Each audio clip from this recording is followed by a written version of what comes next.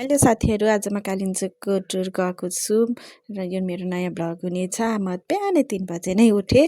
रातभरि निद्रा लागेको थिएन र मैले छिटो मेकअप गरेँ, हल्का मेकअप गरेर तातो पानी पिएँ र हाम्रो बस आइहाल्यो। बस आइसकेपछि सबैजनालाई यताउता सिट प्लानिङ गरेर बस्यो र हाम्रो यात्रा 5 बजे सुरु भएको थियो। 3 बजे उठे पनि हामी बिचमा रोकिँदै खाजा खाँदै गएका थियौँ र हाम्रो चाहिँ सबैले खाना खायौँ।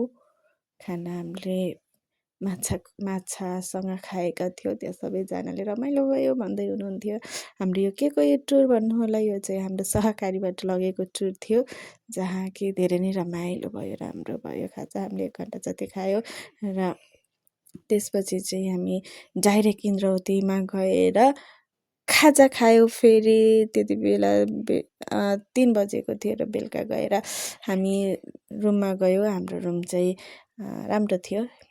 हामी रुममा 4 जना बसेका थियौँ। डबल बेड थियो, 2टा सिङ्गल बेड थियो। यहाँ स्याम्पू, ब्रस, टी सबै थियो र हामीले एकछिन सुत्न अगाडि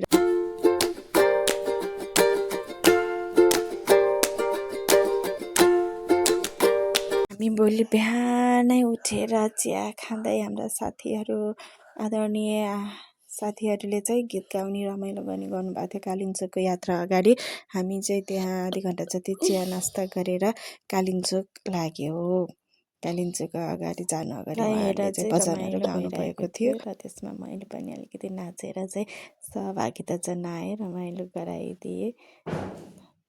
अनि त्यसपछि हामी चाहिँ अलिकति फोटो खिच्यौँ त्यहाँ र हाम्रो आमा पनि, उहाँ बुढी भए पनि नाच्नु गाउन रमाइलो गर्नुहुने, उहाँ पनि नाच्नु भयो एकछिन र हामी यात्रामा अगाडि बढ्यौँ। हाम्रो यात्रा हामी चरीकोटबाट कालिम्पोङसम्म गएका थियौँ र त्यहाँ जाँदा हामीले 2 घन्टा लाग्यो। यो देखिएको गाउँ चाहिँ कुरी भिलेज हो, जुन कि एकदमै प्रसिद्ध छ, एकदमै फेमस ठाउँ रहेको छ। अनि यसमा चाहिँ हामीले चाहिँ नेपालको स्विजरल्यान्ड भनिन्छ है। यो पर्दा चाहिँ एकदमै राम्रो देखिने, तर हामीले चाहिँ दुर्भाग्यवश हामीले यो देख्न पाएनौँ। हामी शुक्रबार त्यहाँ पुगेका थियौँ। अघिल्लो शुक्रबारसम्म हिउँ थियो अरे, तर हामीले चाहिँ हिउँ चाहिँ देख्न पाएनौँ। टाढा पाखामा चाहिँ अलिअलि भित्र खोल्सोमा जमेको हिउँ थियो र अलिअलि देख्न पायो। एकदमै राम्रो गाउँ। फोटोमा देख्दा कस्तो होला यो ठाउँ भन्ने हुन्थ्यो। उहाँ गइसकेपछि चाहिँ एकदमै रमाइलो लाग्यो। यति राम्रो ठाउँ। र त्यसपछि हामी माथि कालिम्पोङ भगवती पुग्न चाहिँ केबल कार चढ्नु पर्दो रहेछ।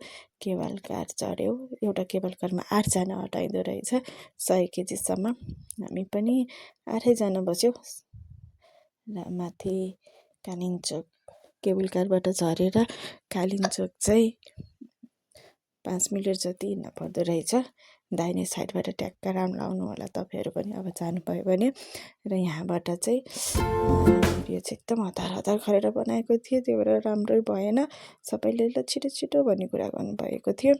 यहाँ नि एकदमै चिसो हुन्छ अरे, तर हामी घाम लागेको थियो हामी जाने दिनमा, त्यही भएर त्यति धेरै चिसो पनि थिएन। धेरै चिसो थिएन। यहाँ घन्टीहरू धेरैले चलाउँदा रहेछन्। यो टाढाबाट देखिएको, कालिम्पोङबाट देखिएको कुरी भिलेज हो। एकदमै खुल्ला वातावरण थियो, एकदमै रमाइलो थियो। यो पारि देखिएको गौरी शङ्कर हो। हामी त्यहाँबाट चाहिँ छिटो सबैले दर्शन गरेर निस्किएर चाहिँ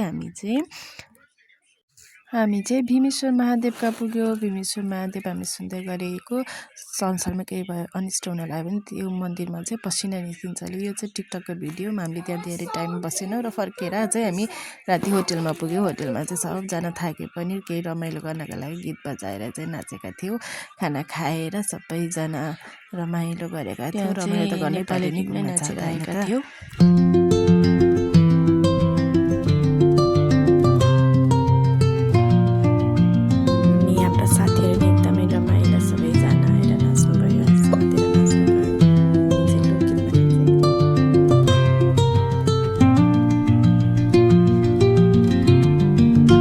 मेरो यो भ्लग कस्तो लाग्यो साथीहरू? यो चाहिँ मेरो प्रयास हो, सुरुवात छ। म सिक्दैछु, गर्दैछु। यो भिडियो मन परेमा लाइक, सेयर, कमेन्ट गरिदिनु होला र यो अर्को भिडियोमा सहिलेको बनाइदिन्छु। Bye bye.